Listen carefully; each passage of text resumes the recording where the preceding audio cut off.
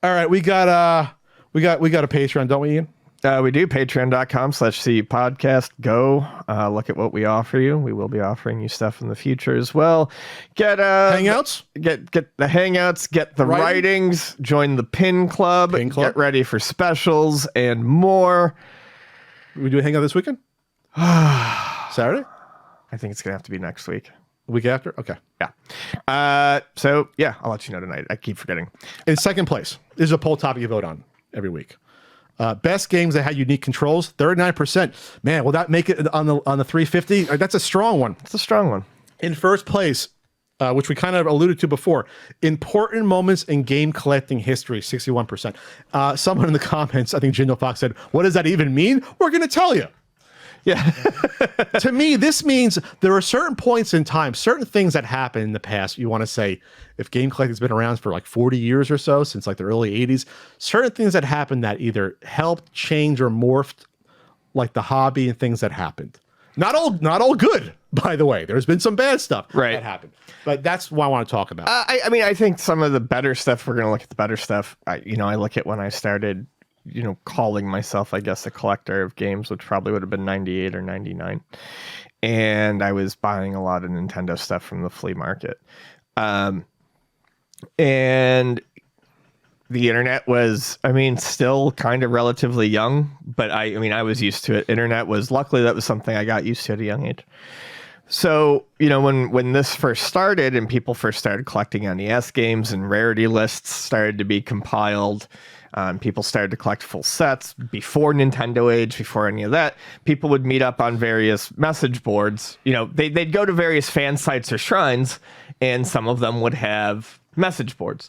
So that's how information about a lot of these games was spread around early. It was through things called web shrines, where basically they would be fan websites built about a specific game, and they would oftentimes have maps or an FAQ or whatever. Sometimes they would have like a little message board or a guest book. But there were some that were a little bit bigger. The one that I always bring up that I, want to make, probably the website I had the most fun spending time on was TSR's NES Pit. TSR's NES Pit was a great website because it was one of those, it was, I think for a lot of people of a certain age, it was the sparking point maybe for at least NES collecting, if not collecting in general. It helped me. Because his website was a repository of just information on the weirder stuff that was out there. The unlicensed games, the porn games. Bible games, all of that stuff was kind of talked about. Overseas games were talked about. And it was a really interesting website. And it had an active message board at the time that I was a part of. And that's where I did some of my first online trades for games and stuff like that. The problem with and there were all sorts of these websites. I think one was called Nestopia that I went to, and honestly, a lot of us went back and forth. I brought up this one. I forgot about NES HQ was one. Yeah, NES HQ. They still have lists of stuff and hardware mappers and stuff like that. Yeah. So we would all bounce around between these websites and post on the various message boards. But still, the problem with this approach was obviously it fragmented the community. Sure. It fragmented the community, and there's some benefits to a fragmented community. You're more likely to get better deals. Once the community becomes whole, everyone starts to see what everything is going for, and prices start to normalize. Yeah. But it's still that, to my point, that evolved. And then we had GameFAQs, which had message boards for every game because it was all encompassing, and we started moving towards these websites where games, instead of shrines to specific games or hyper specific sites for one type of system, like the TSR's NES Pit, you start getting the all in one info dumps where getting this information becomes a lot easier, and it's easier to find people to communicate with about it. Problematically, and I don't gatekeep, but the more popular something becomes, the more problems appear, and the prices start to rise as more people want them. So there was some negatives to it too, but I think the internet, both good and bad, was probably the biggest turning point for game collecting. Yeah, so because in the 90s it was the domain of flea markets. Sure, but so you had forums, people coming together, gathering information. Nintendo Age was a little bit later; that was 2000s. But you had forums to allow people to share information. Nintendo Age was kind of like the ultimate version of the websites that I was describing for Nintendo, where it started gathering everything, and then they had their databases. So it was a little more organized, a more accurate rarity list, which is of course going to come about when you have information coming from across the country. Sure. So I brought up Mike Etler before. Hey, Mike, you get 2 mentions. I'd love to talk to you sometime. I don't know anything about him, but I think he was in Jersey at one point. Mike doing the NES rarity list that I literally, Ian, would print out. Oh, yeah, we all did. And carry with me and check off the games I had. We all did back in the day. And it was extraordinary. You know why it was extraordinary? Because at the time, you had no fucking clue how many NES games there were at the end. Yeah. No one was tracking that anymore. I mean, it's not an accurate list now, but back in the day, it was indispensable. Nintendo Power had their one-off. They put out the little, like the smaller pamphlets of this is the game list that you can get for the systems. Remember, they were like printed. I can show you my copy. They did try, but those were only official releases. First of all, right? But not everyone had those. They're not. You don't find those often. I think I'm missing one of the variants. You know what I'm talking about, right? I'll show you later. Okay. But they put out basically collector's guides. Like this is the things that came out and who published them and what year. Okay. They were like appendices you can get separate from Nintendo Power. I got you. Basically. I don't think they sent them to you for free. I don't think, or maybe once in a while. Anyway, so some people like Mike were important because once you have a list unlocks everything. Yeah. You can investigate. I had no idea. Like, there's things to do research on. You can look at the game and start. Yeah. What the hell? I remember looking at this list and probably saying, Ian, what the hell is Piraticus Conflict by Color Dreams? Right. It's actually a pretty good game, actually. So it was interesting because and yes, these weren't complete. Sometimes there were games on here that didn't exist, that they were rumored because there was no list officially of some of this stuff. So it was beautiful. At the end, there's actually, at the end of this, there's like games that are canceled on this, like Bruce Lee Lives, California Raisins, and some of these have been found, like Raisins have been found, right? Drax Night Out was found. Hammer and Harry, that came out in Europe, but maybe we didn't know that at the time. Right. You know what I mean? So there's a lot of stuff like this that occurred. So that was great. And you pointed out the forums. That was important. I wrote down a few ideas here that came to mind here as I went for eBay. The rise of eBay could be arguably the most important thing that ever happened for video game collecting.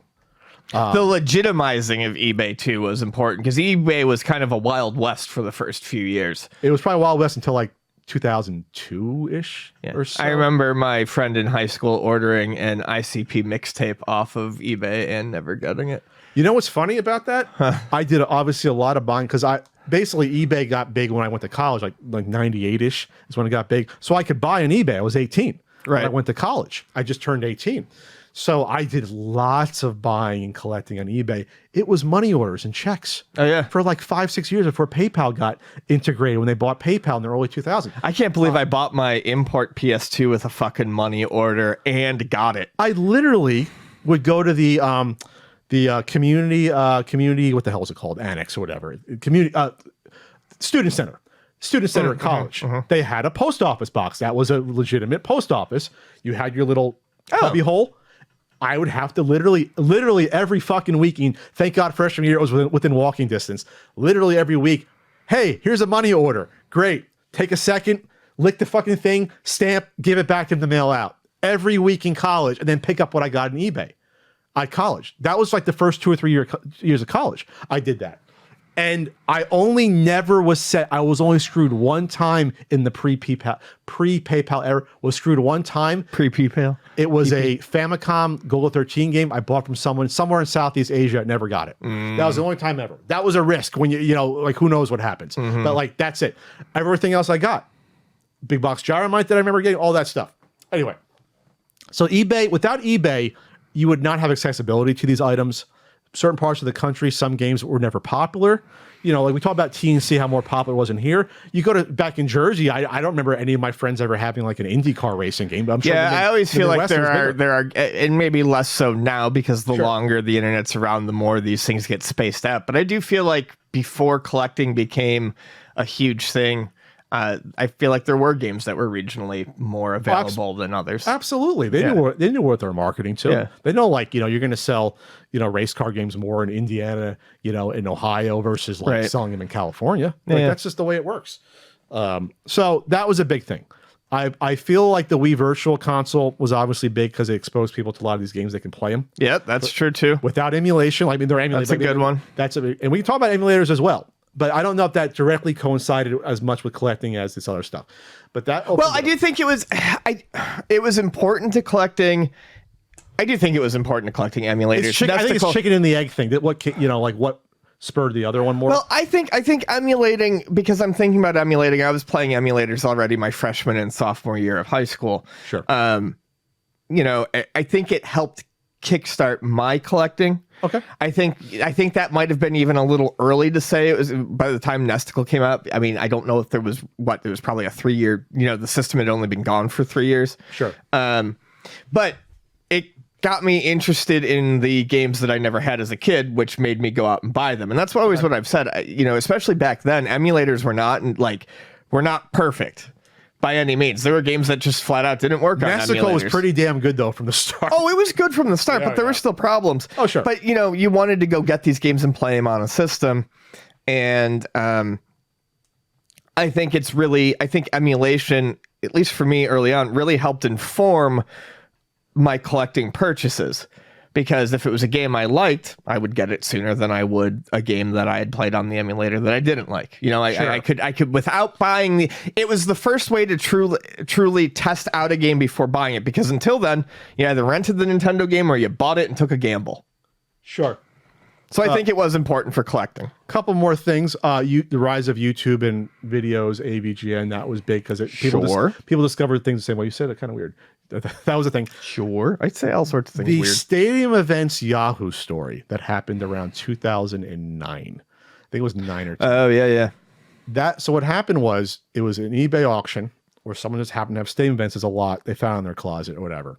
I forget if that was the one in North Carolina. I forget where that lot was found. It went for a lot of money. It was like $10,000 or something like that. It was right. And people at the time were like, what the fuck? I think it was is about this? 10,000. And it went as a story back when people were still using Yahoo, still in the 2000s. Yahoo ran an article on that. That blew it up. Everywhere you looked on Craigslist for like a year, yep, you had people saying, wanted, stadium event. These are people that never heard of game collecting. Wanted, stadium events. Oh, it made work a living hell.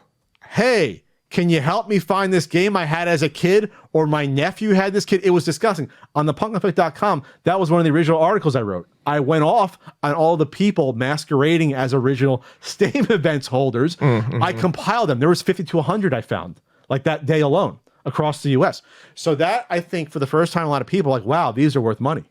Or they can be worth money to the average person. We knew back then, because even NWCs were going for thousands of dollars, and Stadium Events was at that point. But I think the average person had no idea. That kind of set it off. You said you get calls about that at work? Oh yeah, every time one of those articles came out, work became a nightmare, because people would be bringing in these boxes, and it's been so long, I forgot I forgot that was even an era. But yeah, people would bring their boxes of games in, and they'd think they were all $100, $1 million games. Sure. And it's like, they're not. Well, I saw this article. Yeah, well, that article is about one specific particular game. If you have it, it's probably not worth anything. So anyway, the Stadium Event story was the first one. And finally, Wata Games changed game collecting. Obviously, in our opinions, not for the greater good, but you have to say that's the most significant thing that's probably happened the past 5 years when it's come to game collecting. Yeah. Was that. Maybe more than 10 years. Like it's the one thing that really obviously opened it up to a whole speculative market. You've had controversies, class action lawsuit that who knows where that's going to go. Carl Job's video, our coverage, Seth Abramson's coverage of this over the years. And it's one of those things where if you think in your head, wow, they can make a documentary maybe about this if this thing blows up or whatever, that's an important moment in game collecting history, even if we thought it was a bad one. Inflation of prices, even complete in box prices. I think I told you about the complete in box Mike Tyson's Punch Outs used to be like $1,000. Yeah, for a while. Then they came back down to earth. Right. Like it was nuts. Contras went up to $1,000 for a little bit even. Complete in box, like nice copies. It was insane for common stuff. So those are our lists there. We'll see if the best games that had unique controls makes it for 350, or maybe we just grandfather it in. Yeah, for 350. I think we will.